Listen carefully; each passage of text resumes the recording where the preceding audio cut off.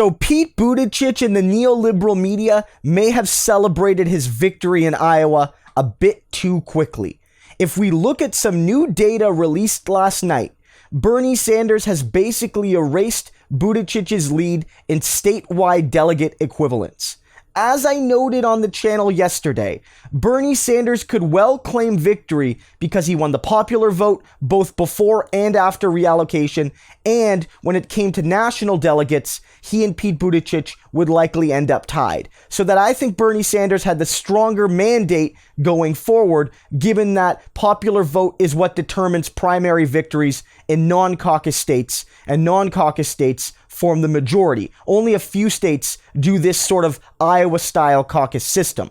But the media was reporting that the winner of the state will be the person with the most statewide delegate equivalents. And until yesterday, Pete Buttigieg had a decent lead there, because for whatever the reason, due to the distribution of votes and due to coin flips and other sorts of things that no one really understands, Pete Buttigieg had more statewide delegates despite having less of the vote. But last night, some satellite caucus data started to come in, and it put Bernie Sanders way up. Bernie Sanders has expanded his vote lead. Bernie Sanders now not only leads the first and second vote, but Bernie on his first vote has more than Pete Buttigieg on his second, meaning that even after Pete Buttigieg brought in all those people at all those caucuses from candidates below 15%, he still did not beat Bernie Sanders' first pre-reallocation vote. That's a stunning victory for Bernie. And on the statewide delegate issue,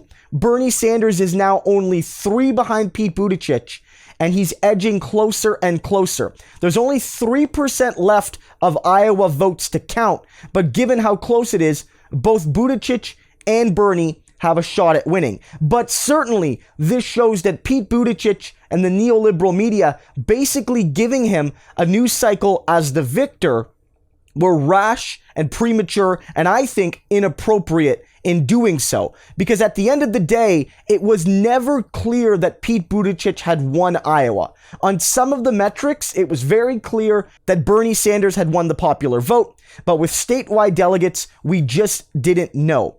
And the New York Times had a quote-unquote needle on their website last night that basically gave Pete Buttigieg a, guaranteed chance of winning. It was effectively a 99% chance. But because they weren't factoring in the satellite caucuses, Bernie Sanders and his strength broke the projection model. And if you look at it right now, they give Bernie Sanders a 56% chance of winning the statewide delegate equivalent. And this matters because that means Bernie Sanders will have won on 3 of the 4 metrics you use to judge Iowa, and he will tie on the other. Bernie Sanders and Buttigieg will likely tie with regard to the amount of delegates that get sent to the national convention, but Bernie will have won the statewide delegates, Bernie would have won the second vote, and Bernie would have won the first vote, giving Bernie Sanders an unequivocal claim to not being just a moral victor in Iowa, but being the actual winner. And it has to be remembered, folks, and the media is not going to want you to remember this if it ends up happening, that when you win Iowa and New Hampshire, and Bernie Sanders is still polling very well in New Hampshire, you always win. Since 1976, no one has gone 2 for 2 in the Democratic Party and not won the nomination. So Bernie Sanders, who didn't claim premature victory, who didn't try to wring a news cycle out of the fact that the data was only partially released and that the data was in some cases inaccurate, he did the right thing and he deserves his victory cycle.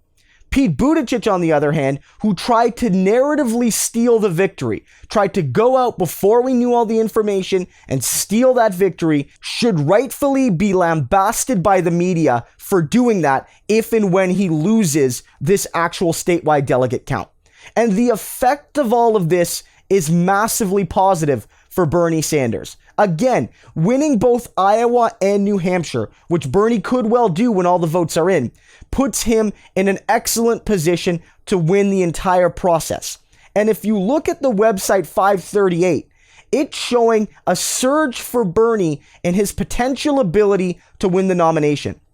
A few days ago, it was very close between Bernie Sanders and Joe Biden. about who would end up with more delegates when the actual convention happened, when all the thousands of delegates from all of the states ended up being counted. The states big and small and in between.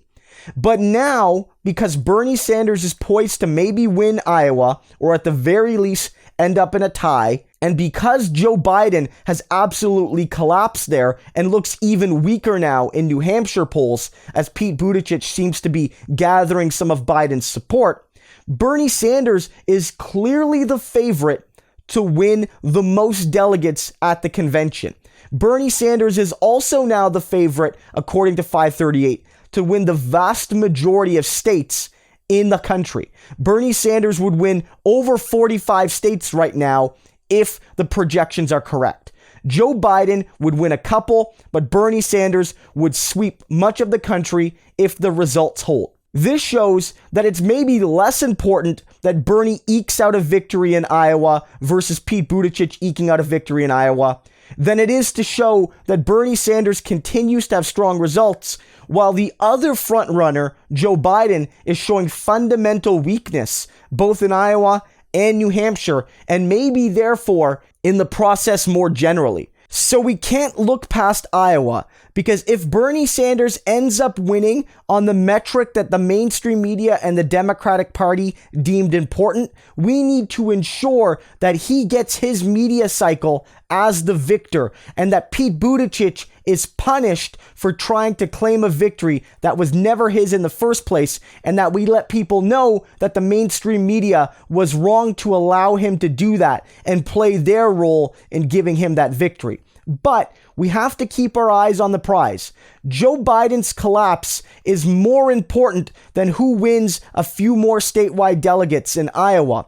And Bernie Sanders right now, if he keeps the momentum, if people keep donating, if people keep volunteering, if people keep phone banking, then he will have all the momentum, and he could go on to not only win the nomination, but win it handily if in the next few weeks people keep their nose to the grindstone and keep pushing for Bernie Sanders. Forget about Pete Buttigieg. Forget about his attempts to steal the Iowa narrative. We're going to look forward, and we're going to win this nomination for Bernie Sanders.